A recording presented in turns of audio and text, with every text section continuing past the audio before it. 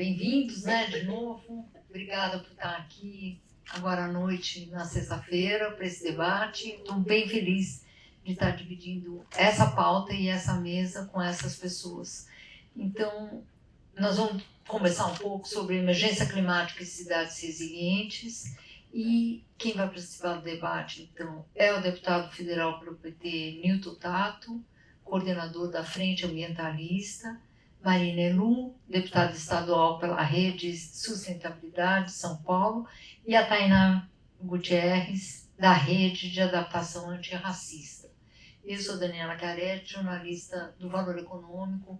Eu cubro essa pauta há muitos anos e sempre aprendo com ela.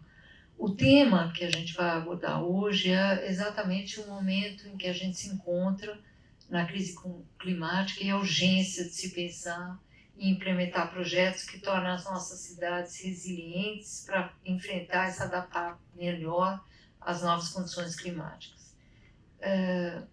O ponto de partida desse debate, então, é o filme que talvez muitos de vocês tenham visto, A Razão do Liberty Square.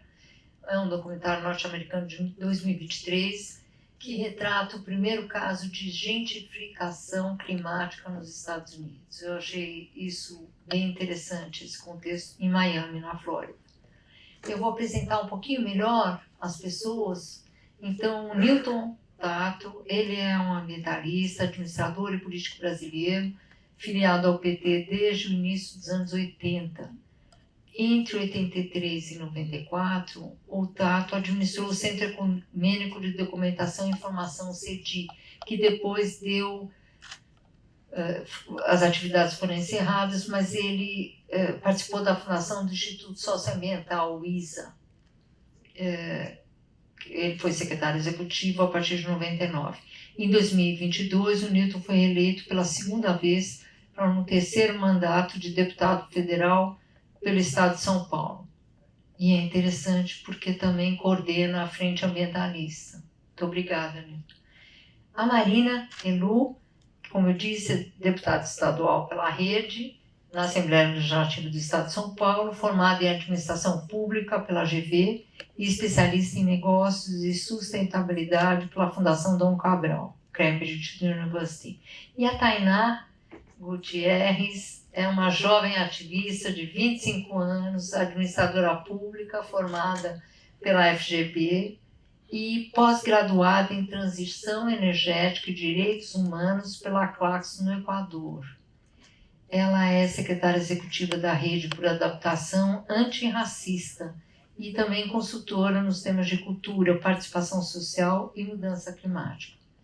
Ela faz parte do Instituto Omonanã, que atua nos temas socioambientais e climáticos a partir das contribuições das comunidades tradicionais de terreiros e matriz africana.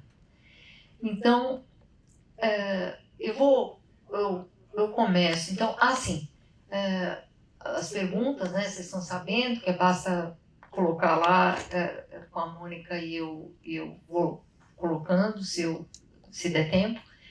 E, bom, primeira coisa, eu queria saber de vocês, de cada um de vocês, a impressão que vocês tiveram do filme. Vou começar aqui com a Marina. Então, deputada. Obrigada, boa noite a todas, a todos. É um prazer e uma honra estar aqui com essa mesa de tantas pessoas que eu admiro. Nilton, uma referência para mim, uma inspiração na defesa do clima, do meio ambiente das pessoas. Tainá, uma jovem, hoje uma das vozes mais importantes na discussão de adaptação antirracista. Ele tem sido uma sempre referência no tema. É um prazer mesmo poder estar aqui. E eu gostei bastante do filme, acho que ele é todo filme que tem uma longevidade, né, que vai acompanhando uma história no tempo, tem uma riqueza impressionante de você poder absorver e entender uma história de vários ângulos.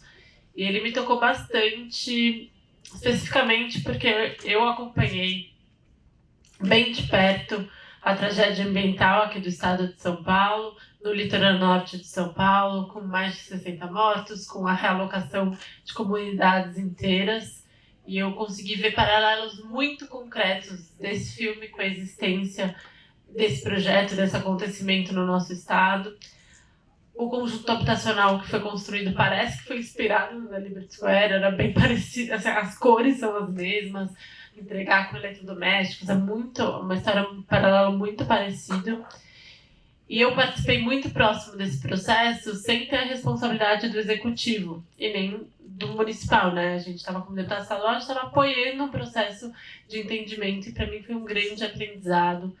Tem uma frase no filme que ela diz que colocar os interesses comunitários tem que estar em primeiro lugar, e acho que isso é muito potente essa fala e muito complexo. A gente tem um grande caminho para chegar lá, porque não existe um interesse comunitário, não existe uma estereotipação, não dá para estereotipar as pessoas. As pessoas são complexas, os laços comunitários são importantes, e tomar essa decisão é de fato o caminho para uma adaptação antirracista, mas ela é difícil, ela é cara e ela precisa ser bancada politicamente. E esse é um caminho que a gente precisa percorrer, e esse filme me traz bastante essa mensagem.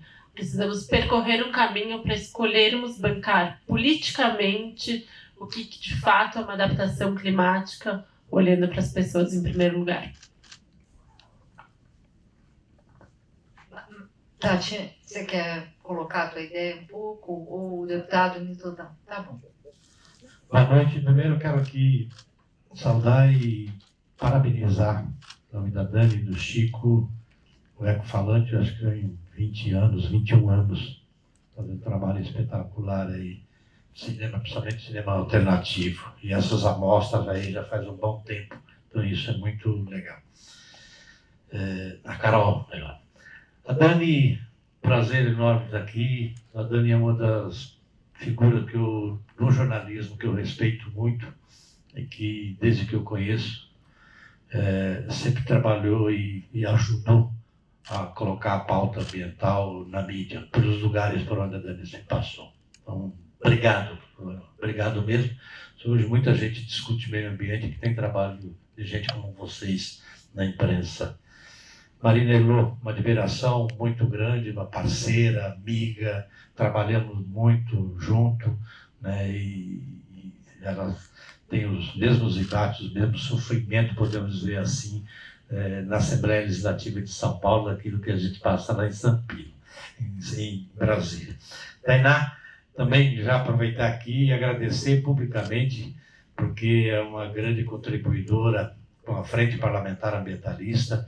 Na Frente Parlamentar a gente tem uma coordenação de parlamentares, mas também da sociedade civil, e ela é uma das que leva muito conteúdo e ajuda a gente lá no dia a dia no Congresso Nacional. Eu, rapidamente aqui, acho que todos aqui que acompanham um pouco ou que tem alguma relação com alguma comunidade, seja no meio rural, seja no meio urbano, o filme, de certa forma, traz na memória aquilo que a gente assistiu historicamente com os caiçaras, ou aquilo que a gente vê em qualquer comunidade. Acho que ele passa muito bem a mensagem da lógica do capital, de como é que ele funciona, e aí vai destruindo, evidentemente, as relações de solidariedade, de comunidade, de convívio, né? Tudo aquilo que a gente percebe que o filme mostra muito bem, esse documentário muito bem, aquilo que vai se perdendo, tá? Então, é um pouco essa lógica. Evidentemente que ali incorpora também o tema, né, das mudanças climáticas, que é a razão que vai fazer com quem tem poder, né, e aí, evidentemente, vai tomar o lugar de outros para poder se proteger dos eventos climáticos, importa quem esteja nesses outros lugares. A gente vai assistir isso, por exemplo, os caiçaras, para a gente pegar ali, foram expulsos da praia, foram expulsos do litoral, foram para o sertão. Logo, logo o sertão vai ser tomado, né? Vai ser tomado, isso já vem acontecendo, para poder se proteger do aumento do nível do mar. Então, isso que a gente vê no filme, já também, a gente já tem isso também no Brasil, dessa pressão. Eu acho que ele passa muito bem. E uma outra coisa que ela passa muito bem, esse filme, também, evidentemente, não está tudo está também em debate, trazendo o tema das mudanças climáticas como mais um um tema de uma questão estrutural que se coloca. Por que aquela comunidade que foi criada aí no período de segregação foi abandonada, quer dizer, lá na década de 1950, foi abandonada com o tempo, não tinha política pública, não tinha investimento, não tinha presença do Estado, até que a violência e assim por diante. Tudo aquilo que a gente vê na periferia, na quebrada, em todo canto. Então você não leva a política pública, tá? E até que a hora que você precise, que interessa para o capital, você tem o poder público a serviço do capital, a serviço da pressão imobiliária, para poder desencadear. Isso vale também para o processo de destruição, né, ou de sucateamento também dos serviços públicos em diversas áreas. Tá? Então você vai piorando os serviços públicos a tal ponto que aqueles que depois do processo, por exemplo, de privatização, vão sofrer mais as consequências, tá? Acabam tendo um discurso favorável, inclusive, à privatização, porque não aguenta mais ficar na fila do posto de saúde e assim por diante. Então, um pouco o filme, ele retrata, evidentemente, trazendo o debate das mudanças climáticas como um fator, mas ela é a reprodução daquilo que a gente sabe do papel que o capital tem e de como o poder público, né, quando se coloca a serviço para avançar essa lógica do capital. Muito obrigada, Newton. Tainá, por favor. Boa noite a todas e a todos. Um grande prazer estar aqui nessa mesa. É uma grande responsabilidade também. Muito feliz de estar aqui com a deputada Marina Elô, que quando eu ainda estava na graduação tive a oportunidade de contribuir com o desenho do plano de governo quando ela foi candidata à prefeitura, e foi um grande aprendizado. E também com o Newton Tato, que agora eu tenho a grande honra e o privilégio, né, de contribuir no GT Clima e o GT Racismo Ambiental dentro da Frente Parlamentar Ambientalista, para conseguir contribuir, né, com os projetos de lei e trazer essa centralidade da raça. E é uma grande honra ter parlamentares como o Newton lá, podendo ajudar a gente a aprender a ter paciência com aquele congresso e entender um pouco como é que a gente chega lá do jeito mais estratégico. E a Dani, uma grande honra, né, conhecer pessoalmente alguém que tem escrito artigos tão importantes assim para colocar o debate da maneira como precisa ser colocado para as mídias, né?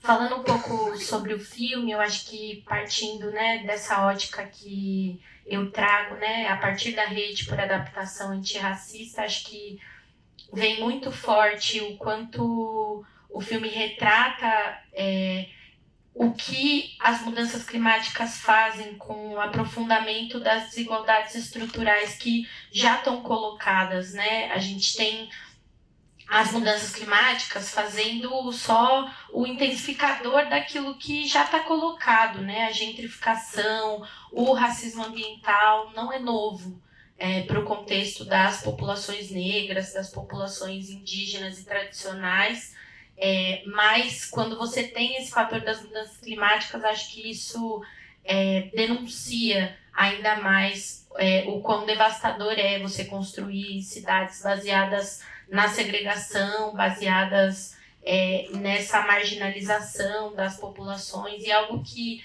me chamou muita atenção é que as comunidades negras que estavam estabelecidas, né, numa região que antes não era de interesse dos grupos econômicos, passa a ser à medida que os primeiros centros econômicos são devastados pelas mudanças climáticas. Então, aquilo que antes era um lugar de marginalização, um lugar onde as pessoas brancas e as pessoas ricas não acessavam, vira um lugar passível de ser acessado por elas, porque é o lugar mais seguro para se viver diante os efeitos das mudanças climáticas que vão chegar ali na costa de Miami, né? Então, é muito interessante a gente pensar nessa perspectiva para que a gente não caia em falsas soluções de adaptação climática que vão só reproduzir mais desigualdades à medida que eu só escolho proteger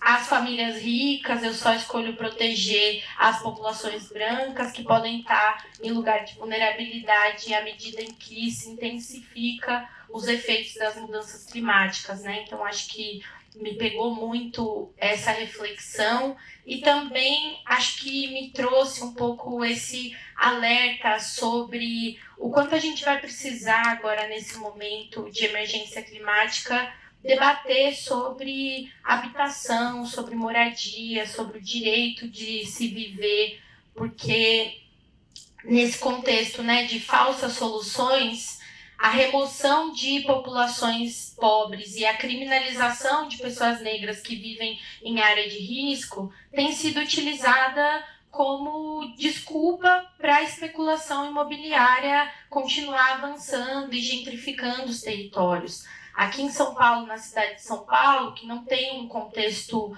costeiro, mas que tem uma dificuldade muito grande em relação aos eventos climáticos extremos, quando a gente fala das ilhas de calor, né, e das áreas de extrema vulnerabilidade e de risco, a gente está assistindo nas periferias famílias sendo removidas de áreas que estão próximas a córregos e encostas, para que logo em seguida venha o setor imobiliário fazendo grandes obras para produzir prédios naquele lugar onde antes aquelas famílias não poderiam viver. Ou seja, o problema não é a zona de risco. O problema é a falta de poder público que não faz a micro e a macro drenagem, não faz as obras de encosta, não melhora a moradia daquelas pessoas e abre espaço para que o setor imobiliário faça aquilo que deveria ser de responsabilidade do poder público, né? E aí a gente vê a gentrificação acontecendo nas periferias e essas populações que já viviam em zona de risco, obviamente vão ser removidas de uma zona de risco e vão para outra, porque não tem outro local para morar. E essas pessoas não vivem em zonas de risco porque elas sonham em viver em zonas de risco, elas vivem porque não tem a moradia adequada, né? E acho que quando a gente pensa nessas soluções de adaptação, a gente vai ter que trazer essa centralidade para a vida das pessoas, porque senão a gente vai continuar colocando nessa esteira a caminho do fim do mundo, primeiro todas as pessoas negras, todas as pessoas pobres, todas as mulheres e crianças negras que estão vivendo em situação de vulnerabilidade, para depois vir as famílias ricas, as famílias brancas, e a gente não pode aceitar que essa desigualdade perpetue, né? Obrigada, Tainá. Bom, já ficou claro aqui o contexto, né, como se trouxe ao filme. Eu queria colocar um pouco para o Newton, para o deputado, essa questão dentro do Congresso, né? Então, claramente, hoje a gente percebe que o espaço para mitigação dos gases de efeito estufa, a humanidade mais ou menos tem que lidar com isso, mas está perdendo. O fato é que é um momento de adaptação mesmo, é nisso que a gente está, né? E eu queria citar aqui que alguns jornais, o Guardian britânico foi um dos primeiros, que aboliu o termo mudança climática. Aboliu é forte. Eles tendem a usar há vários anos crise climática, emergência climática e colapso climático, porque mudança climática é muito fraco para o que a gente está vivendo. Deputado, Newton, a gente está num ano de eleição municipal, né? Agora no segundo semestre, e eu queria te perguntar, como é que essa pauta entra no Congresso, um pouco no debate municipal, se você puder nos falar, se adiantar, e também como é que o brasileiro vota, né? Porque as pesquisas mostram que existe uma grande consciência ambiental, o brasileiro é muito preocupado com a crise climática, mais do que muitas outras nacionalidades. Mas e o comportamento na urna? Como é que é isso? Entre seus colegas lá no Congresso, como é que é?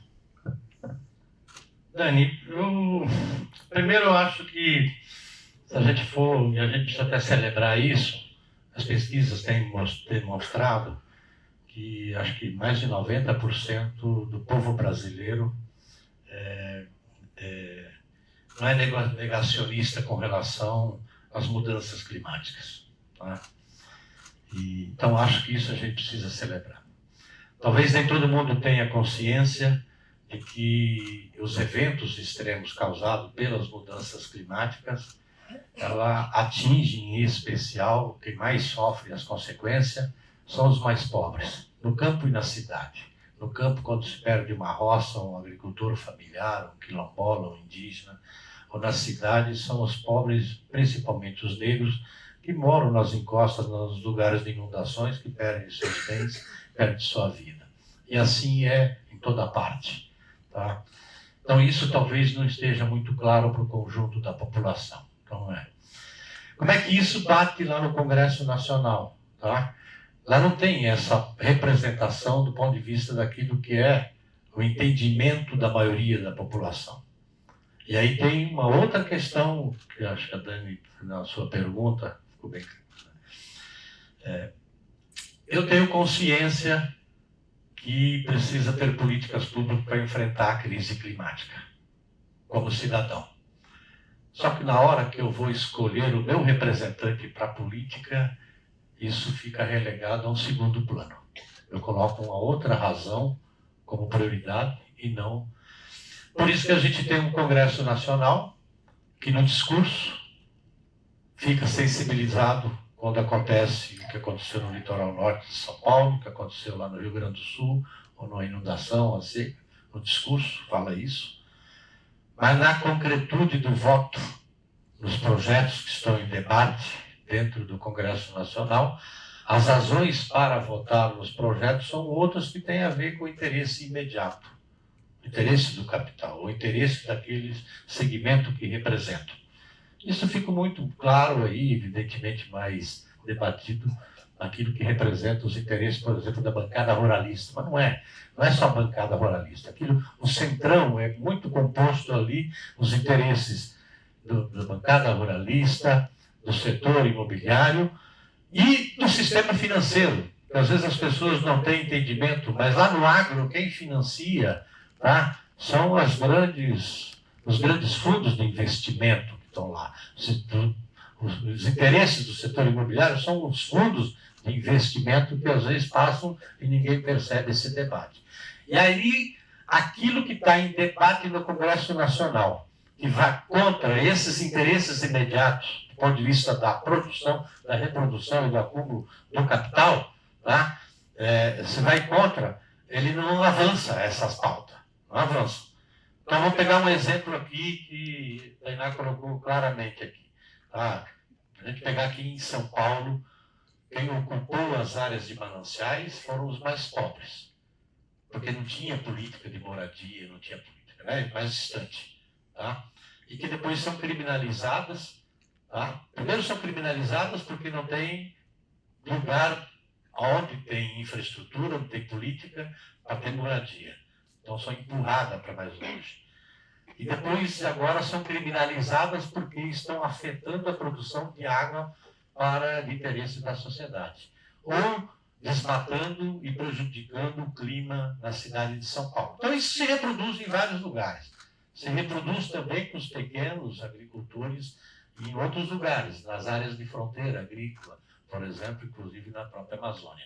Estou falando essa lógica. Então, quando você tem então, um interesse imediato ali, tá, né, por exemplo, a votação do projeto que flexibilizou a legislação para ocupar áreas de preservação permanente, área que para a natureza é a área de alagamento, a área da onde o rio deve se expandir, né, nos períodos de cheia, tá? E aí, por interesse, evidentemente, do setor imobiliário, do interesse do capital, esse projeto acaba sendo votado. Então, eu de manhã faço lá um discurso, entendeu? Preocupado com aquilo que aconteceu no Rio Grande do Sul, e à tarde eu vou lá e voto, entendeu? Um projeto de lei que vai detonar com as áreas de preservação permanente. É um pouco essa lógica do conjunto que está lá. Então, eu acho que isso um pouco é a realidade, e isso se reflete em vários temas. Tá? Acho que todo mundo aí acompanhou o debate da privatização das praias, está lá parado no Senado, já foi aprovado na Câmara. É um pouco isso.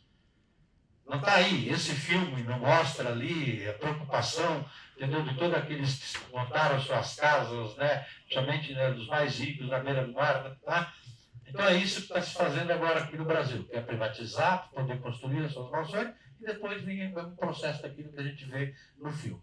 Então, um pouco essa é a realidade. Então, é isso que nós, talvez o grande desafio, tá? E Marina Silva, nossa ministra, esses dias até falou, aquilo que aconteceu, em especial no Rio Grande do Sul, a comoção nacional e aquela mobilização bonita do ponto de vista de solidariedade do país inteiro, é um grande desafio a gente transformar aquilo numa comoção política, numa ação política verdadeira, para a gente mudar um pouco o quadro da representação política e a gente conseguir, então, avançar cada vez mais naquilo que hoje, de certa forma, a gente tem, né, como preocupação, como central, né, no governo hoje do presidente Lula, com a Marina Silva. Então, eu, por exemplo, eu celebro muito, há muito tempo, né, você acompanha, a gente sabe, alguns anos atrás a gente falava assim, a agenda ambiental só vai ter importância quando ela tiver no Ministério da Fazenda, quando ela estiver na Casa Civil, quando ela estiver lá no planejamento,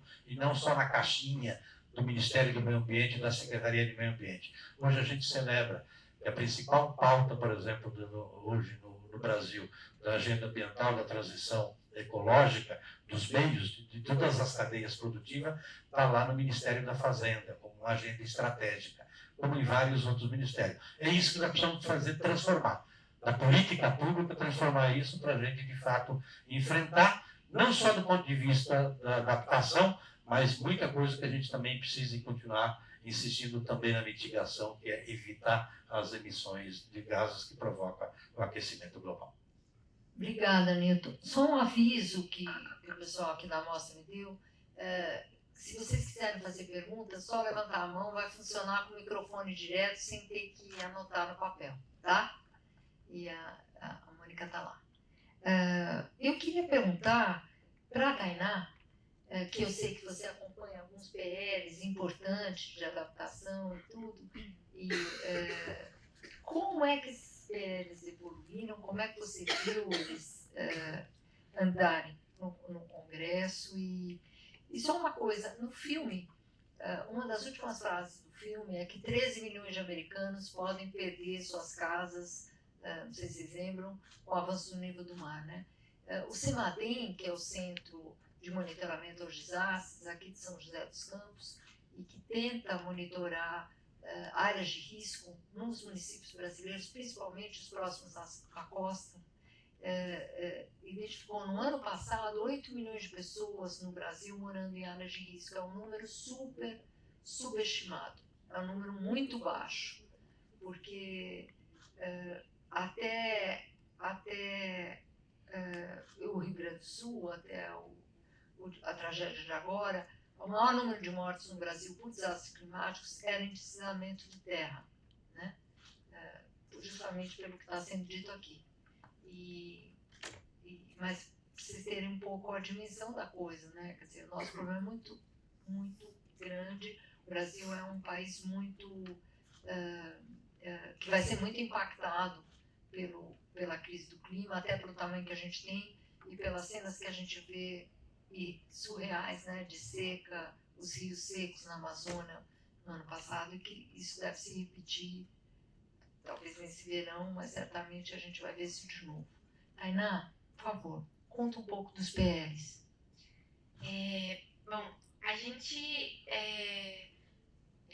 formou a rede, né, por adaptação antirracista no ano passado, bem no momento em que aconteceu esse grande desastre crime no litoral norte de São Paulo, que já vinha acumulando vários outros desastres em Pernambuco e as secas do norte, especialmente no Pará, onde a gente tinha contato com várias organizações territoriais. E aí a gente se reúne para poder fazer uma incidência, sabendo que o plano de adaptação climática passaria por uma revisão. Naquele momento inicial, a gente não tinha ainda uma agenda, né, no Legislativo Federal, né, no Congresso, que estava muito interessada em construir projetos para adaptação climática, porque ainda era uma agenda que não estava muito próxima dos parlamentares. Mas quando, né, o governo federal começa essa revisão do plano, essa discussão ganha espaço e profundidade no Congresso Nacional, e a gente tem a grande felicidade de poder contar, né, com a Frente Parlamentar Ambientalista, né, aqui na pessoa do deputado Nilton, mas também com várias parlamentares, mulheres negras, que, acolhendo o movimento negro, né, nos seus gabinetes, começam a se interessar por pensar projetos legislativos. E é o caso da deputada Érica Hilton, né, que faz um trabalho brilhante lá dentro do Congresso Nacional e que tocou e tem tocado 2 projetos de lei muito importantes para essa pauta de adaptação e que a rede, né, tem acompanhado, que é o PL 380, né, de 2023, que é um projeto de lei voltado para colocar dentro dos planos diretores das cidades estudos de vulnerabilidade climática, voltados para fazer com que, né, a cidade, no seu processo de reconstrução contínua, né, e de redirecionamento de desenvolvimento, passe a olhar a vulnerabilidade climática como um fator para tentar driblar, né, os efeitos da especulação imobiliária, né, do setor imobiliário, a partir de um estudo concreto de vulnerabilidade climática. E esse projeto de lei, no início, né, muito estrategicamente ali, olhando para o contexto da Câmara dos Deputados, a deputada Érica decidiu não colocar nenhum inciso que trouxesse esse fator de olhar diferenciado para gênero, raça, classe, né, e olhar diferenciado para as pessoas com deficiência que esses estudos precisavam ter. E aí o nosso trabalho foi ir até o Senado, esperar o projeto passar pela Câmara e no Senado apresentar uma emenda, né, que foi abraçada pela senadora Elisiane Gama, que pudesse trazer esse olhar diferenciado para raça, para gênero, né, e para classe. E aí hoje o PL está fechado ali na Câmara, esperando, né? A gente espera que nesse retorno do recesso a gente consiga votar ele, mas com muita preocupação, porque além desse PL, um outro PL que foi aprovado, que é o 4129 da deputada Tabata Amaral, que traz diretrizes para planos de adaptação climática, que também contou com uma incidência da rede para colocar um olhar diferenciado para gênero e para raça, teve uma perda justamente nesse inciso lá na Câmara de Deputados, porque os deputados não aceitaram passar um projeto que tivesse a palavra gênero. Então, diante de um cenário catastrófico de emergência climática, onde a gente tem tanta coisa importante para fazer em termos de políticas públicas, eles derrubaram um artigo dentro do PL que tratava, né, para essa priorização das mulheres, das pessoas mais pobres, das populações negras, justamente porque eles não aceitam a palavra gênero. E a gente está enfrentando esse mesmo pesadelo com esse outro projeto de lei tão importante, que é paralisado, porque os deputados só aceitam votar o projeto se a palavra gênero está apagada, escondida, está suprimida do texto. E com isso a gente perde um pouco, né, sempre na política pública, porque a gente deixa de dar centralidade para quem precisa dessa centralidade. Porque as políticas públicas climáticas são importantes em sua totalidade, só que se a gente não trouxer essa centralidade, né, para raça, para gênero, para classe, para as pessoas com deficiência, a gente não vai conseguir resolver o problema, né? E a gente tem assistido isso nesses 2 projetos de lei que tramitaram ao longo do ano passado e desse ano. E tem um terceiro projeto também que a gente considera muito importante, que também é de autoria da deputada Érica Hilton, que é o projeto que vai tratar dos deslocados climáticos, né? Que vai pensar uma política pública integral para acolher essas pessoas que são refugiadas climáticas, que são migrantes climáticas, que têm que sair dos seus territórios por conta dos eventos climáticos extremos, É um projeto de lei que ainda também não foi pautado na Câmara dos Deputados pelas mesmas razões que eu contei, mas que a gente espera que nessa volta de recesso ele tenha uma abertura maior e a gente tem incidido na frente parlamentar para que isso aconteça. E do ponto de vista da sociedade civil, a gente tem tentado fazer esse diálogo acontecer na sociedade, né, apontando para as pessoas esse lugar de importância de colocar esses projetos para dentro e eles serem aprovados para que a gente consiga fazer essa pressão da sociedade civil para esses parlamentares que precisam desses votos dessas pessoas, né? A gente tem tentado colocar a agenda climática nas periferias, nas comunidades tradicionais, para que os parlamentares se sintam pressionados a votar esses projetos e conseguir olhar para eles com a prioridade que eles precisam ter, né? Porque a gente precisa urgentemente de boas respostas e essas respostas não podem ser emergenciais, né? Elas precisam ser estruturantes e a gente mapeou esses PLs, né? Esses projetos de lei que são para nós os mais prioritários e estruturantes dentro da agenda ali do Congresso. Obrigada, Tainá. Eu queria contar para vocês se vocês olharem, fizeram uma pesquisa rápida na internet, colocando gênero, vocês vão ver a quantidade de estudos que tem sobre clima e gênero. Banco Mundial, instituições grandes, renomadas e universidades também estudam isso há muito tempo. E eu lembro uma vez, faz muitos anos, em 2012, eu fui cobrir um congresso aqui em São Paulo, que tinha vários cientistas, e uma das cientistas era uma pesquisadora mexicana da Universidade do México. Essa professora, antropóloga, ela reparou que ela fez um recorte de 10 anos para trás e viu que o número de desastres no mundo inteiro, não só climáticos, tá? Tinha terremotos também, coisas assim, e ela teve a curiosidade de olhar quem morria mais nos desastres no mundo inteiro nos últimos 10 anos. As mulheres morriam muito mais do que os homens. E ela então imagina, faz tanto tempo, até hoje eu lembro dessa fala dela, porque ela então tentou ver por que as mulheres morriam mais do que os homens em um percentual muito maior, em vários motivos. Em países em que as mulheres usam roupas longas, árabes ou mesmo muitos países africanos, em algumas vezes elas têm mais dificuldade para correr quando vem uma chuva. Então é desde esse ponto até também em algumas culturas as mulheres ficam dentro de casa, os homens estão do lado de fora e conseguem ver que o desastre está acontecendo. Tinha uma coisa terrível que ela percebeu que as mulheres tendem, na hora de um desastre, a salvar os velhos e as crianças.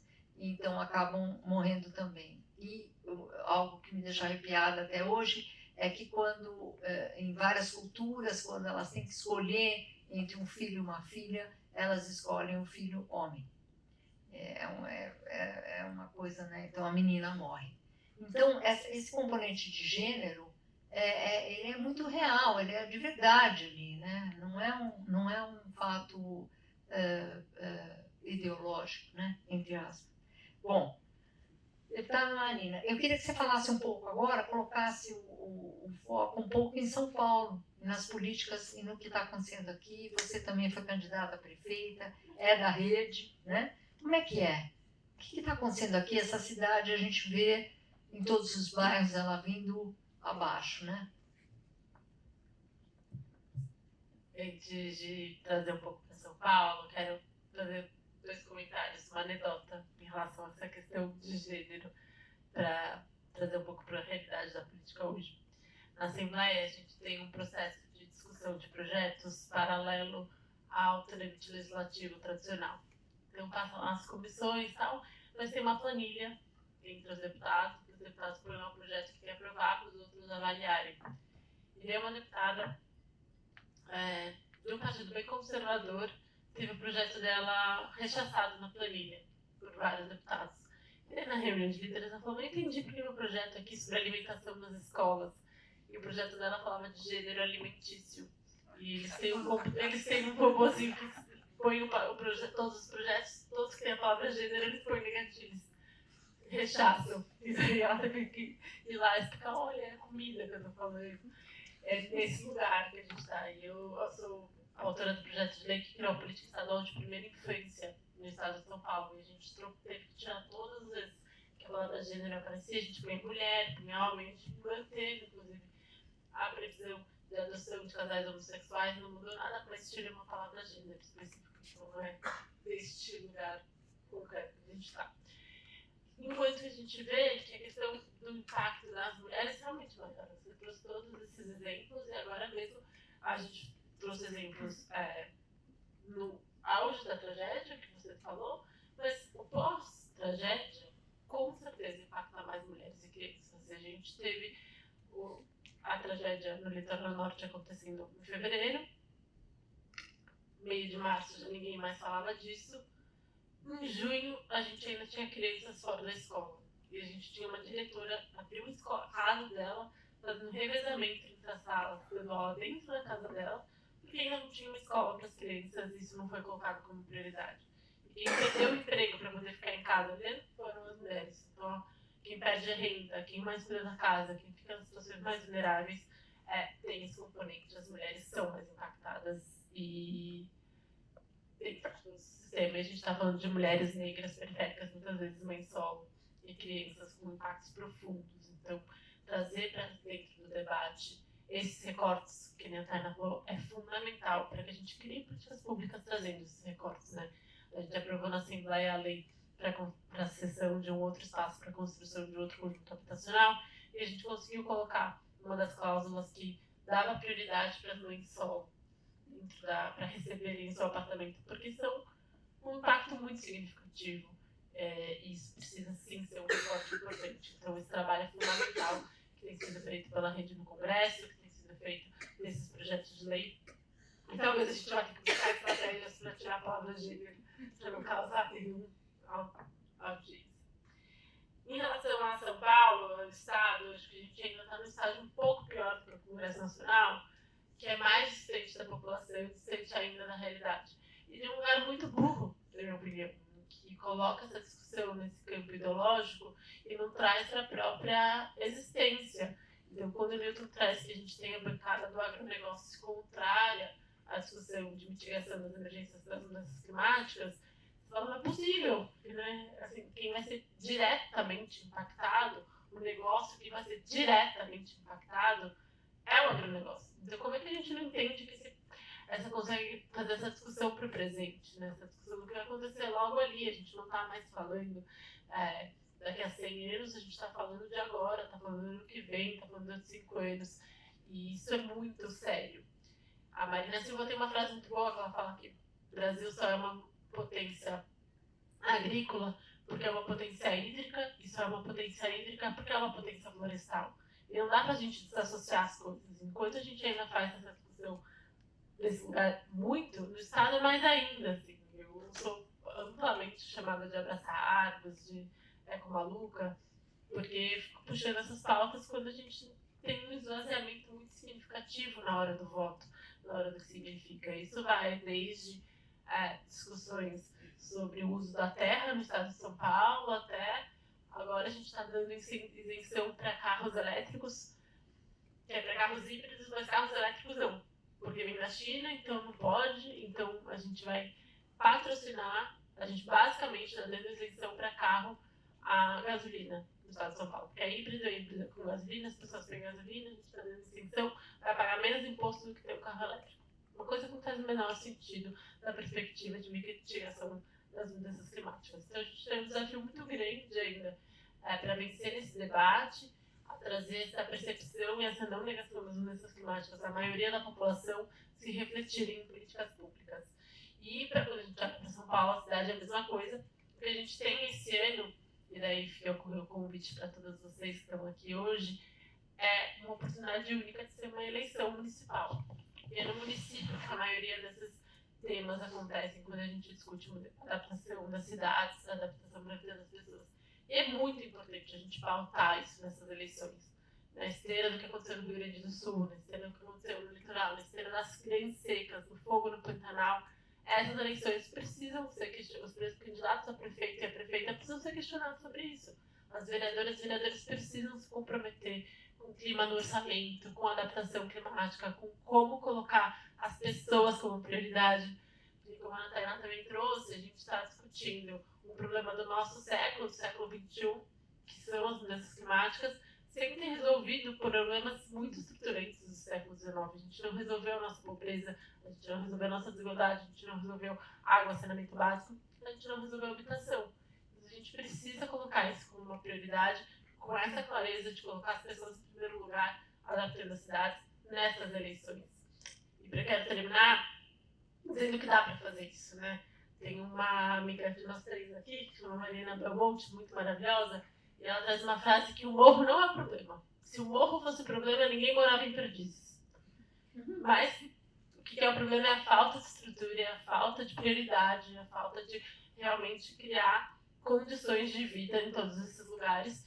E a gente tem uma prefeitura que eu moro numa rua ali na Vila Beatriz, bastante privilegiada, que não precisava de recapeamento. O prefeito recapeou de madrugada a rua inteira, tinha só um buraquinho. Não é essa a prioridade da cidade, né? Quando a gente está falando de uma área de manancial inteira, sem coleta de esgoto, colocando esgoto direto na Guarapiranga, por que a gente não está investindo lá esse dinheiro absurdo que São Paulo acabou de recapear a rua que não precisa? Então, não é só uma falta e um processo difícil, é uma escolha política. E aí a gente pode, nesse ano, tomar melhores decisões. Obrigada, Marina. Alguém quer fazer alguma pergunta? Por favor. Eu pediria só que você se identificasse, que o senhor se identificasse, por favor.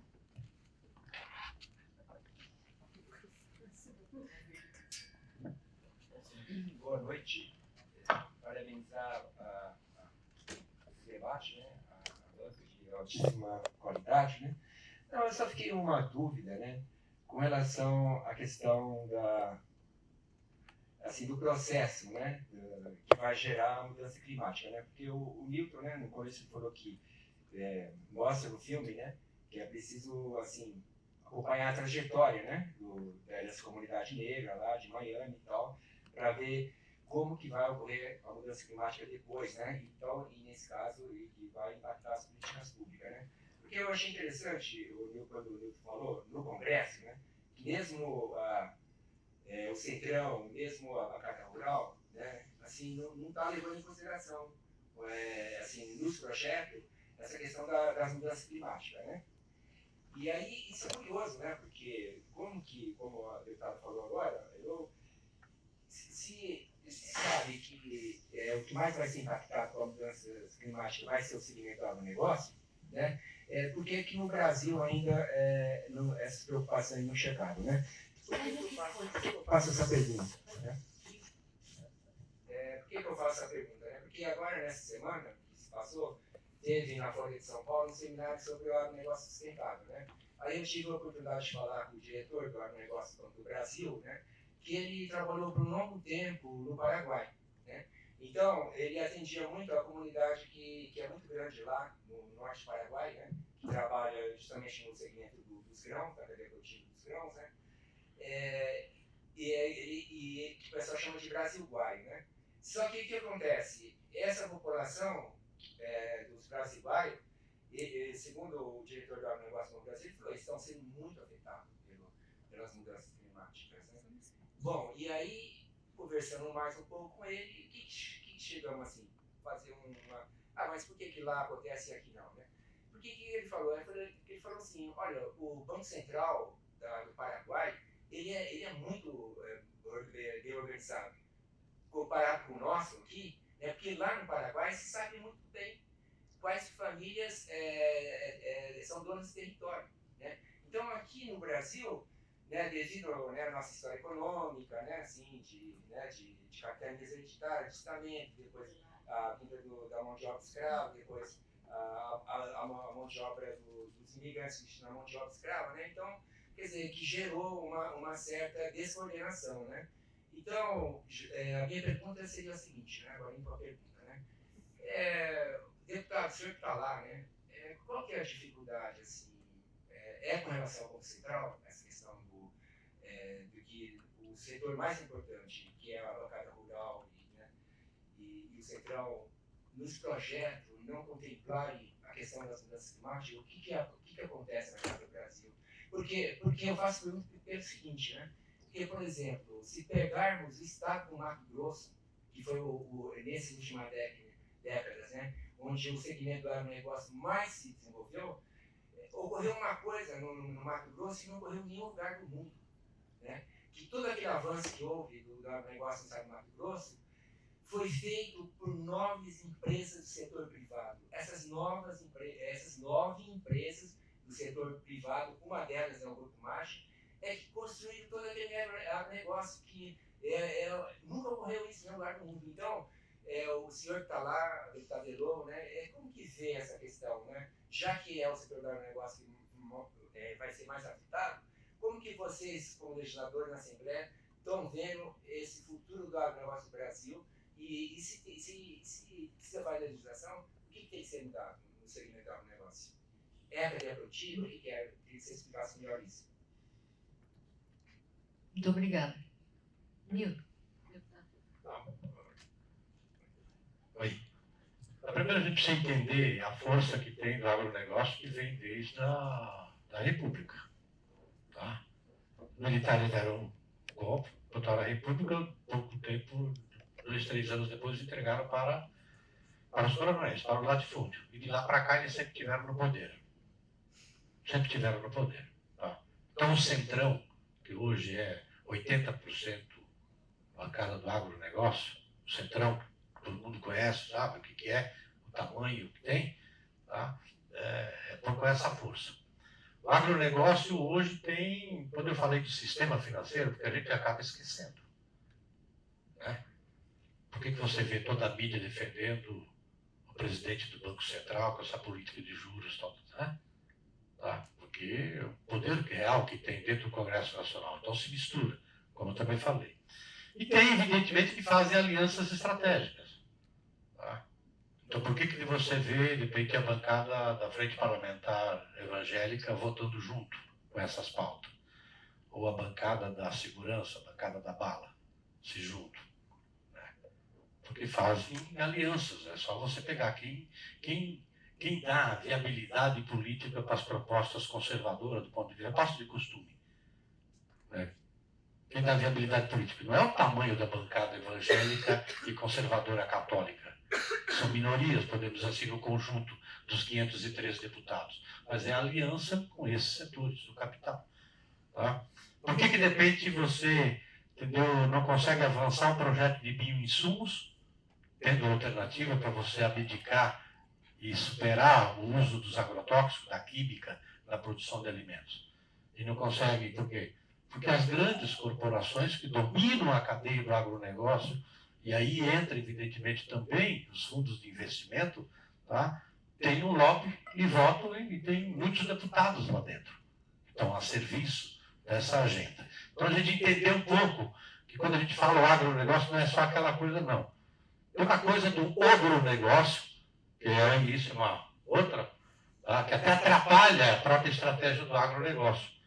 Tá? E boa parte, evidentemente, tem uma parte desse agronegócio que tem uma preocupação de esverdear a economia. Esverdear a economia do ponto de vista de mercado, tem uma preocupação, tá? Mas também tem uma preocupação real porque estão sofrendo já as consequências das mudanças climáticas, perdendo produtividade. Então, se você pegar aqui no interior de São Paulo, não é só lá na região do Paraguai, todo o Cone Sul, mudou o regime de chuva, por causa do desmatamento na Amazônia, né? Principalmente por causa do desmatamento na Amazônia, até porque a umidade, a chuva que nós temos aqui, 40% tem a ver com a umidade que vem da Amazônia, 60% é do mar, 40% é da Amazônia. Então isso já está influenciando e diminuindo a produtividade, mudando períodos de chuva, né? Enfim, Mudanças que estão acontecendo e que estão fazendo com que estão perdendo. Então tem um pouco, tem essa preocupação. Mas mesmo essa preocupação não é motivo de entender aquilo que a ciência está dizendo, porque eles também, entendeu, não querem mudar a prática, a forma. Tá? Vou pegar um exemplo aqui. Nós conseguimos aprovar uma política que é importante para o Brasil, né? Morro de amores, evidentemente, mas é uma oportunidade, que é a política de carbono, venda de crédito de carbono. Tá? Eles apoiaram a política nisso. Por quê? Porque eles estão vendo que ali na área de preservação permanente, que devia estar recuperada, tem que manter preservada para proteger os rios, a nascente, que não pode fazer o uso econômico dela, eles vão poder então vender crédito de carbono a partir daquela área de preservação permanente. Ou a reserva legal, que é uma questão importante que a gente tem no Código Florestal Brasileira, né, de ter ali a reserva legal, uma área preservada para manter, entendeu, floresta. Ali eles viram e falaram assim, olha, é uma terceira safra. Então, visto como uma terceira safra, aí eles apoiam esse tipo de política.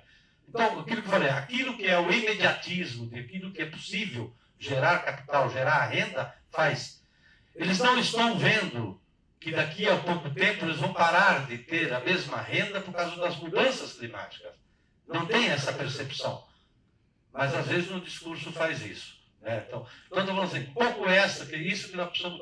O grande desafio, eu volto a dizer, tá? Da gente entender, do ponto de vista... A Tainá colocou muito claramente aqui das questões estruturais. Todo mundo tem clareza aí que são os mais pobres, e entre os mais pobres, quem que é a maioria dos mais pobres no Brasil? São os pretos, tá? E assim é no mundo, ao redor do mundo, povos e comunidades tradicionais. Então a gente conseguiu avançar muito no entendimento que povos e comunidades tradicionais são parceiros no enfrentamento da crise climática, né, para proteger a biodiversidade, para proteger a floresta. Né. Nós precisamos ainda fazer valer. O Brasil tem um papel importante. Quem provocou essa crise climática? Quem provocou principalmente, né, porque nós chegamos a esse momento por uma ação humana, principalmente no início, né, do processo da Revolução Industrial, 250 anos, e isso provocou. Então, quem mais contribuiu para esse momento de risco para a vida no planeta, o planeta vai continuar existindo, mas de risco da vida, como está colocado no planeta, foram os países desenvolvidos. Tá? Portanto, eles têm maior responsabilidade. Todos nós precisamos fazer alguma coisa. Não importa se é pobre, se é rico, se é desenvolvido em desenvolvimento. Não importa, todo mundo precisa fazer alguma coisa. Agora, alguém precisa fazer mais. Alguém precisa fazer mais. Tá? Tem mais responsabilidade. Esse debate dessa relação entre país desenvolvido e desenvolvimento, hemisfério norte e hemisfério sul, tá? Nós temos que trazer esse debate aqui para dentro do país. Então, o sul, né, e o norte, do ponto de vista da renda, da classe, tá? Nós precisamos fazer esse debate aqui dentro. Mesmo conceito que o Brasil teve um papel importante, se não me engano, na conferência, na 15ª Conferência do Clima, Copenhague, acho que foi, né? Quando o presidente Lula ainda levou esse debate com muita ênfase, quem contribui mais para essa crise e pague mais, né? Porque a gente não conseguiu acertar nesse acordo, mas precisa trazer para cá. No fundo, é a gente entender de que não há possibilidade da gente enfrentar a crise climática, e aí não há outra crise, talvez, na história, né, da humanidade que coloca de tal forma o risco para a vida. Né? Não há possibilidade se a gente não colocar também no centro do debate o enfrentamento da desigualdade. Pensar que vai enfrentar a crise climática sem enfrentar a desigualdade estrutural, que fáceis e é quase o mesmo tipo, a mesma face no mundo todo, em vários locais, tá?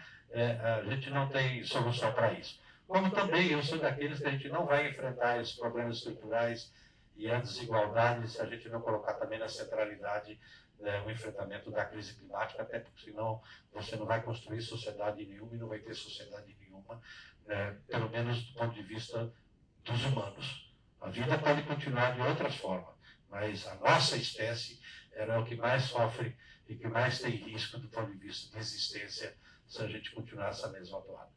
Obrigada, Nilton. Tainá quer colocar alguma coisa?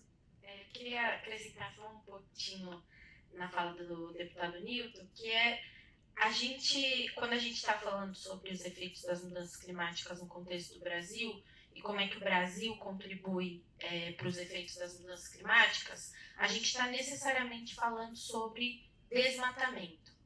A contribuição que o Brasil dá para intensificar os efeitos das mudanças climáticas é a crescente do desmatamento. E esse desmatamento, né, e uso do solo é por conta, né, do uso desse solo para fazer monoculturas e para colocar boi para vender para fora, né?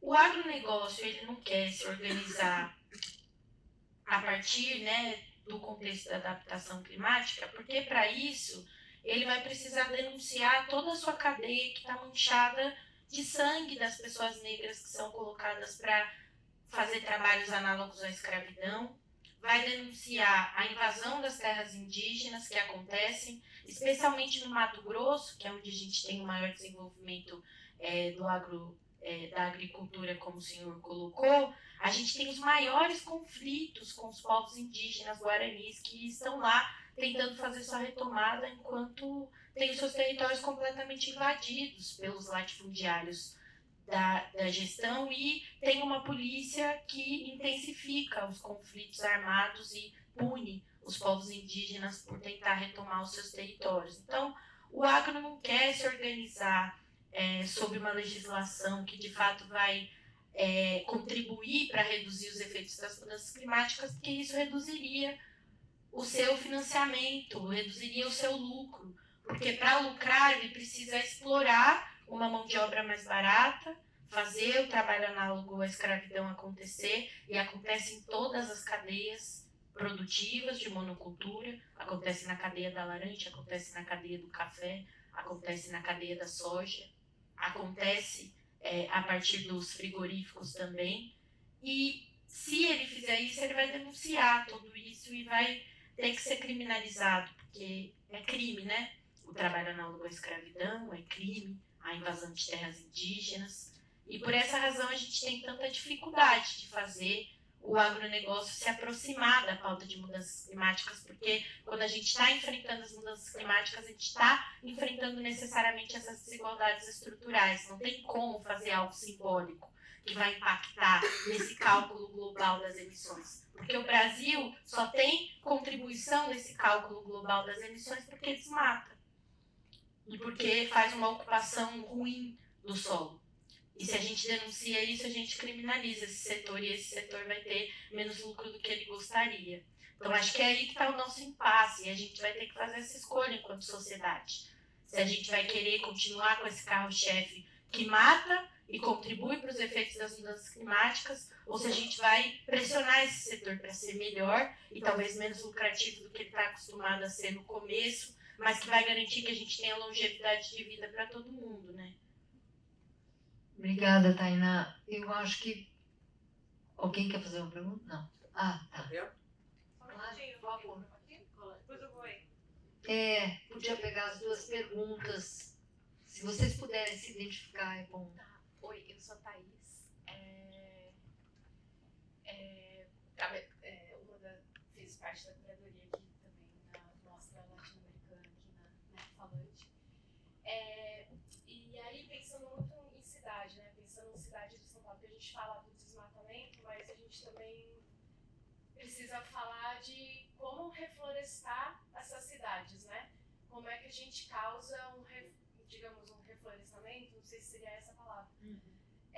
E aí, eu sou uma caminhante, ando muito por São Paulo e fico vendo milhares de casas que caem, se tornam prédios super caros, mas super minúsculos, e áreas que estão totalmente, digamos assim, esses dias eu passei do lado do metrô Marechal Deodoro, tinha um terreno que é do metrô à venda, mas o metrô é público, e esse terreno está à venda do espaço privado, e aí esse terreno que é imenso, um dia poderia se tornar um parque, uma horta urbana. Que pensamento é esse que a gente constrói nas cidades, e não só em São Paulo, né, mas nas cidades de interior também, porque a gente vai para lá e parece que cidade significa casa, casa, casa, casa, corta as árvores, corta, corta, corta, tudo nos rios, né? Concreto. Então, como é que a gente consegue... E isso para mim é muito angustiante mesmo, porque é um tema para mim diário, de olhar para São Paulo e ficar assim, o que eu posso fazer? Pegar meus abacateiros que eu fico jogando semente dentro do... Eu moro num apartamento, a Luciane sabe. Todas as sementes brotam lá. Pego essas sementes e vou lá e planto na praça, o que eu faço para... Né? Tô junto ali nas hortas urbanas, mas assim, parece que é muito pequeno esse movimento, né? Que grande, né? Como, por exemplo, os rios para mim é um grande tema aqui em São Paulo, né? Como é que a gente vai conseguir algum dia fazer com que esses rios se tornem novamente rios possíveis de serem tocados, né? Não digo nem nadar no rio, eu digo tocar, chegar perto, fazer um piquenique no rio, não sei. Enfim, e esse tema todo, e eu tô falando tudo isso assim, porque é um tema muito recorrente para mim há muitos anos, e é um tema tão forte que virou um livro, eu acabei de lançar o Infanto Juvenil, que talvez a forma, como a gente chegue nas pessoas, no repensar, seja através do público mais jovem. Será que os adultos já não vão conseguir chegar até isso? Enfim. Obrigada, Thaís. Deixa eu pegar outra pergunta também, para a gente ganhar tempo, porque daqui a pouco... Obrigado, Daniela. Meu nome é Matheus, eu sou jornalista por Suma Uma, que é um veículo que cobre a crise climática. E eu queria ouvir um pouco, né, de vocês sobre a perspectiva para a COP30. A Tainá e a Marina eram muito novas na Eco 92, a Tainá nem nascida ainda, e o Nilton esteve, né, ele participou da Eco 92. E eu queria saber um pouco de vocês de uma perspectiva do quão efetiva ela pode ser. Porque a gente vem num governo que, bom, o Silveira tem mais força que a Marina Silva, então tem esse lado caseiro, e tem o lado internacional que, bom, a COP muitas vezes é vista como um jogo de cena, né? Porque a gente viu a COP 28, ficou uma discussão eterna de phase in, phase out, e no fim teve uma nota de rodapé sobre o fim dos combustíveis fósseis. Então eu queria saber, né, a gente está há um ano e pouquinho da COP, como que vocês como lideranças encaram o potencial de realmente uma transformação ou de algo importante para o país, ou só um jogo de cena?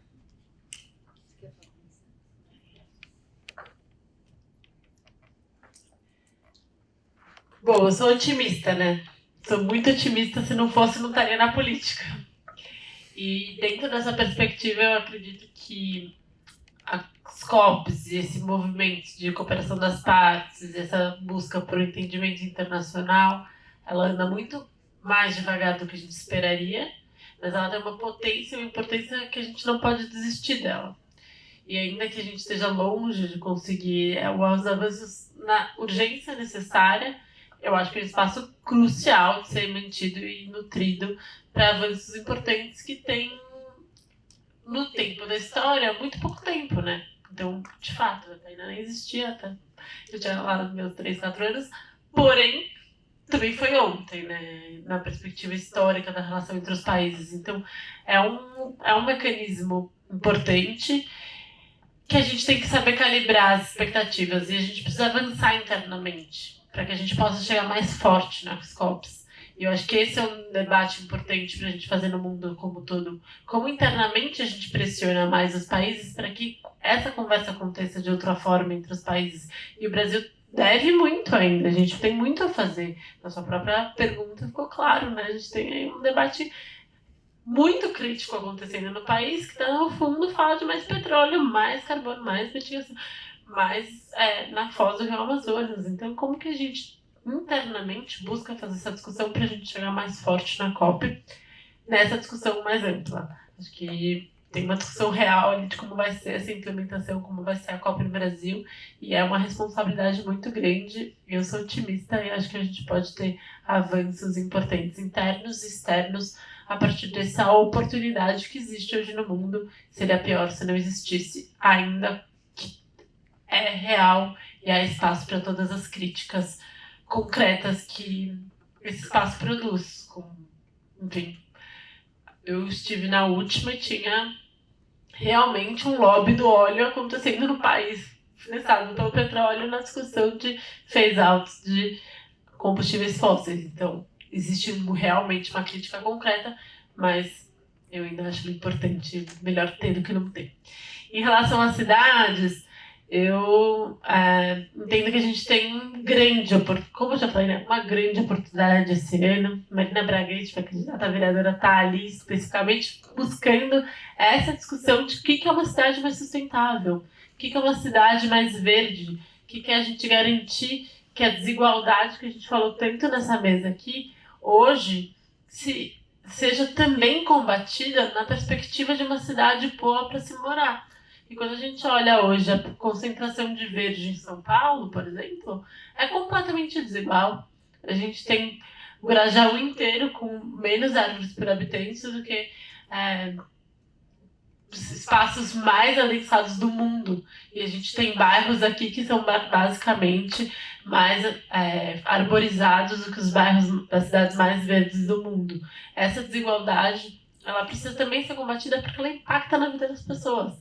A qualidade do ar, a qualidade de contato com as crianças com a natureza. Então, ter um projeto de uma cidade menos desigual passa para uma cidade mais verde, olhando para a cidade como um todo. E tem proposta para isso, a gente sabe como fazer. De novo, a gente só precisa priorizar o que a gente quer fazer, e tem muita coisa para fazer nesse sentido, de pensar uma cidade melhor para se viver. Agora, a gente tem conflitos também quando a gente olha para isso, quando a gente fala de ter mais prédio, mais difícil, mas ao mesmo tempo adensar o centro é fundamental, porque se a gente está falando que tem uma pressão nas nossas represas, uma pressão nas nossas nascentes, como que a gente olha para as pessoas nesse processo? Então, são debates que precisam ser enfrentados com clareza sobre quais são os prismas, as prioridades. Por isso que eu disse logo na minha primeira resposta que o filme me impacta muito, porque na hora que ela fala que a gente quer colocar a comunidade, as pessoas, em primeiro lugar, na discussão de adaptação climática, a gente tem que enfrentar essa discussão com profundidade e clareza que essa é uma prioridade. Obrigada, Maria. A mediadora pode falar um pouco mais? Eu queria falar uma coisa. Já vem ali. Mas é o seguinte, eu cobri todas as conferências de clima da ONU desde 2008 em seguida, todas. E cobria de 92 também pela Folha, bem jovem. Então, só para te falar, tem uma coisa, tem duas... É preciso entender o que as COPs são. Conferências do clima, elas são divididas em duas partes. Uma parte é a negociação de governo, são as negociações geopolíticas, e essa agenda é uma agenda internacional, definida. Então, a matéria que eu vou escrever hoje para segunda-feira é o seguinte, a Conferência do Clima desse ano, em Baku, no Azerbaijão, a pauta dela é financiamento climático, dinheiro. Quer dizer, a gente precisa de trilhões para resolver a crise do clima, é evidente isso. E esses trilhões vão vir de onde? Quem vai pagar? Como que o mercado financeiro vai mudar para entender que as cidades precisam de mais árvores e não menos, por exemplo, né? Então, a COP29 desse ano é sobre dinheiro. A do Brasil é uma conferência um pouco, no meu modo de ver, à procura de um tema. Porque o que está na agenda é que os países aumentem os seus compromissos climáticos, dizendo que vão fazer mais. Mas isso tem que ser feito 9 meses antes da Conferência do Clima acontecer. Então, o que essa conferência pode debater, e é um tema muito forte nosso, é, por exemplo, justiça climática, que é um tema que tem a ver com o Brasil, que tem a ver com esse governo, e o Brasil pode puxar mais isso. Então, assim, só fiz essa parte. E a segunda parte de uma COP é toda a movimentação da sociedade. Que, olha só, um país pode querer fazer isso ou não. Porque as COPs são estruturas montadas pela ONU, pelo sistema multilateral. Toda a outra parte de jovens, movimentos sociais, empresários, financiamento, tudo isso o país faz se quiser. É lógico que o Brasil, se for na COP em Belém, vai querer fazer isso. Então isso também depende dos movimentos, sabe? Dos movimentos sociais e das coisas assim. Não dá para deixar só que os governos decidam. Tem que ter uma pressão social. E para isso, você, eu, nós de mídia, temos que abrir esse debate, para que as pessoas entendam mais do que se trata. Né? Desculpa aí, mas falei. Tainá, por favor. Eu vou pedir licença bem rapidinho, só porque eu vou no banheiro e volto. Mas... Estão me ouvindo, né? Acho que sobre a primeira pergunta, de como a gente vai reflorestar as cidades, eu sou um pouco menos otimista assim, que a deputada Marina Elô. Eu acho que a gente não vai conseguir fazer isso dentro do nosso fazer individual. Assim, a gente vai precisar coletivizar isso e lutar contra o setor imobiliário. Essa, para mim, é o grande enfrentamento que a gente vai precisar fazer. E por quê? Porque eu, sendo da periferia da Zona Leste de São Paulo, tenho assistido essa mudança de paradigma da compreensão das pessoas sobre os laços comunitários a partir do momento em que a gente tem a chegada de tantos prédios que parecem ser grandes inovações de moradia, o lugar mais lindo de se viver, que no final do dia é uma caixa de 29 metros quadrados que estão pressionando uma família de 5 pessoas para viver. E isso verticaliza as periferias e tira o laço comunitário delas de se olhar, de compartilhar os saberes, de compartilhar a comida, de pensar um quintal produtivo, de pensar uma horta urbana. Então, ou a gente enfrenta esse lugar da especulação imobiliária e resiste para poder pressionar, para entender a demanda real de moradia, entender o que eles estão fazendo com ela, ou a gente vai perder esse lugar de tentativa de reflorestar as cidades, porque a gente precisa de espaço para reflorestar as cidades. Não tem como. E a gente precisa reflorestar as cidades nos lugares onde a gente não tem árvores, que são principalmente as periferias das cidades. E são nesses lugares em que, ao invés de árvores, de quintais produtivos e de hortas, eu estou ganhando 4 unidades de prédios de 20 andares, com 22, 29 metros quadrados por apartamento para famílias viverem. Então a gente vai ter que se juntar para poder enfrentar isso, ao meu ver.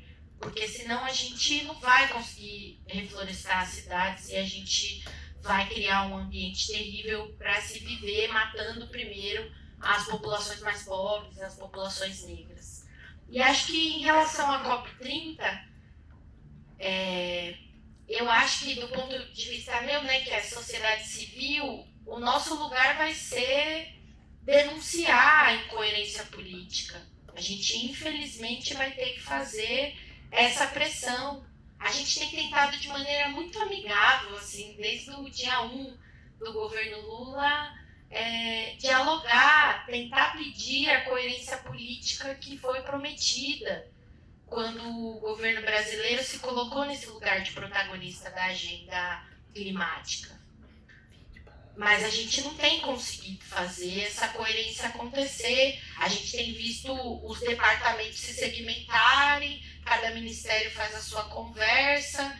No final do dia, o Lula tenta fazer uma conversa um pouco mais coletivizada entre os ministérios, mas a gente sabe que na pauta do dia as coisas estão caminhando de forma muito diferente dentro de um mesmo governo e isso não pode acontecer. Mas a gente tem a grande oportunidade, porque a COP vai ser num dos estados onde a gente tem a pior taxa de saneamento do Brasil, de denunciar a incoerência política. Como é que o país pode ser protagonista da agenda climática global se dentro do seu país não consegue fazer o mínimo de adaptação climática, que é corrigir as infraestruturas de saneamento básico? Como é que a COP vai ser sediada em Belém e as comunidades ali vivem em situações insalubres para se viver? como é que esse país que vai sediar, né, tem feito grandes projetos de transição energética que tem dividido comunidades ao meio, que tem devastado a biodiversidade da Caatinga, que tem acabado com a possibilidade da gente, de fato, garantir transição energética, porque ao mesmo tempo que eu estou fazendo grandes complexos eólicos e solares, eu continuo com as termoelétricas, eu continuo tentando explorar a Foz do Amazonas. Então, eu acho que vai ser o grande momento da sociedade civil escancarar essa incoerência política para movimentar o governo Lula para pensar o que vai fazer mesmo, enquanto essa tentativa de protagonista dessa agenda climática para conseguir alavancar uma agenda que seja de fato coerente. A gente tem uma grande expectativa dentro da rede de adaptação antirracista de pautar a adaptação climática ao mesmo tempo que está pautando a transição energética. Porque a COP30 se diz uma COP da transição energética, mas a gente quer pressionar para que seja da adaptação também. A gente não pode esquecer que a gente vai ter, né, nessa COP agora a finalização da pactuação das metas globais de adaptação, da meta global de adaptação, e a gente vai precisar pressionar para que essa COP30 seja uma COP da adaptação e das perdas e danos, porque são essas as agendas que o Brasil deveria ser protagonista e não quer ser. Ele quer ser protagonista de uma agenda de transição energética que, no final do dia, não está acontecendo. Então, acho que vai ser o nosso momento de denunciar essa incoerência política e de garantir que essa sociedade civil brasileira que tem, ano após ano, feito uma pressão muito relevante em todas as COPs, faça uma pressão ainda maior, né? Enquanto a gente está aqui, a Cúpula dos Povos está se reunindo em Brasília, reunindo povos indígenas com povos quilombolas, com comunidades de terreiro, com mulheres agricultoras urbanas, para poder pensar suas narrativas para a COP. Eu acho que a gente tem que apostar nessa força da sociedade civil para conseguir redirecionar o Brasil para um lugar mais coerente. Obrigada, Tainá, deputado. Primeiro só com relação à cidade, Thaís, eu acho que primeiro você citou o exemplo de atitude pessoal. Essas coisas são importantes porque ela faz a gente refletir também até a própria relação da gente com o consumo, tem tudo aquilo que a gente pode fazer, né, em termos de ação individual. Mas eu queria, além disso que a Tainá colocou e a própria Marina colocou, eu queria dar exemplo de coisas concretas, né? Eu fiquei impressionado, uns 4, 5 meses atrás, eu fui para Pequim, fui para a China. E a imagem que a gente tinha de Pequim é aquela coisa de todo mundo andando de máscara na rua e que não se vê o céu, né? O céu está muito mais limpo lá do que aqui em São Paulo. Não tinha um canto que não tivesse vegetação, árvore na cidade. O silêncio, aquela multidão de motocicletas, carro, mas silêncio. Tudo elétrico. Evidentemente que é outro tipo de política, mas lá não se compra carro, lá se priorizou o transporte público. Tá? Então aqui também são ações, então as ações individuais elas têm que estar na política. O que é que a gente vai fazer com o transporte em São Paulo? É a decisão que a gente precisa tomar. Tá? Não é, digamos, fala assim, onde que vocês vão criar os parques, as áreas verdes? Vai continuar fazendo no centro expandido? Ou isso vai passar para o outro lado do rio, do lado da ponte? Né? Eu estou falando assim, quando a Haddad tomou a iniciativa de criar parques para fora, para o outro lado da ponte, tá? Não teve tanto apoio na sociedade. Inclusive, estou falando inclusive das pessoas, tá? Principalmente da classe média esclarecida, tá? Que entrou na onda, não entenderam o quanto que era a importância. Então, como é que a gente enfrenta os desafios, várias coisas que estão surgindo, o que precisa fazer para tornar as cidades mais resilientes. Para tornar as cidades mais resilientes para quem? Cara, é pálida. Para os mesmos, nós vamos estar reproduzindo a mesma situação e não vai enfrentar a crise climática. Isso é uma coisa. A outra, que preciso colocar uma coisa aqui para vocês, é o seguinte. Nós vimos o enfrentamento da agenda da crise, da agenda ambiental, tá? uma toada. Nós tivemos um golpe. Essa agenda foi interrompida. Se desmontou todo o sistema. E se desmontou, inclusive, o papel que o Brasil teve, e sempre teve, nesse debate global. Quando eu falei aqui das responsabilidades diferenciadas de quem contribuiu mais com a crise climática planetária, com essa situação, o Brasil teve um papel importante. A figura do presidente Lula, o debate veio da sociedade civil, de dizer, olha, vocês, desenvolvidos, fizeram para o mundo chegar a essa situação, chegaram ao planeta chegar a essa situação. Então, isso, né, teve um papel. Os objetivos do desenvolvimento sustentável. O Brasil foi um dos países que mais contribuiu para a gente colocar a agenda ambiental nos objetivos do milênio. Tá? Nós perdemos isso ali com o golpe. Né? Ele retoma agora. Retoma agora no governo que a chapa que elegeu o presidente Lula elegeu 130 deputados dos 513. Portanto, 130 deputados na Câmara, no dia 8 de janeiro, seria concretizado. Só para ter uma ideia, é isso. O dia 8 de janeiro, o golpe, não tomar posse, não deixar, seria concretizado. Por isso que você tem que fazer essa composição. Aquilo que é a fotografia do Congresso é a fotografia que tem dentro do governo. E tem que trabalhar. O plano de governo que foi eleito pelo povo brasileiro não consegue ser implementado na sua totalidade.